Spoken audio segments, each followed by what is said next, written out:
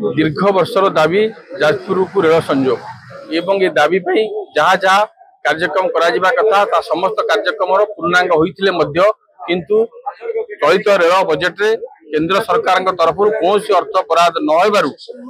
समग्र जाजपुरवासी मनर एक दुख और क्षोभ सृष्टि होता से दुख और क्षोभर परिणाम स्वरूप आज संग्राम परिषद नीरव न रही आज एक प्रतीक गणधारणार आयोजन करथिला केंद्र सरकार दाबी करने रेल मंत्री दृष्टि आकर्षण करने मुख्यमंत्री दृष्टि आकर्षण करने। डॉक्टर रामचंद्र खुंटिया आम अध्यक्ष नेतृत्व में 21 जनिया प्रतिनिधि मंडली रेल मंत्री अश्विनी वैष्णव को नुआ दिल्ली चांबर भेटी से प्राय तन्न तन्न कर देखला रेट ऑफ इंटर्न बहुत भल अच्छी कहते एक बंदर भित्तिक प्रकल्प निश्चय हम बोली प्रतिश्रुति देते किंतु एकाधिक प्रकल्प व्यय बराद होते आम यही प्रकल्प टंकाटे मंजूर करना जहाँ अत्यंत चिंता और परितापर विषय से जाजपुर रोड धामरा रेलपथ संग्राम परिषद पक्षर निरंतर गणधारणा जनजागरण विक्षोभ सचेतनता माध्यम आम लोक एकत्रित करुचु।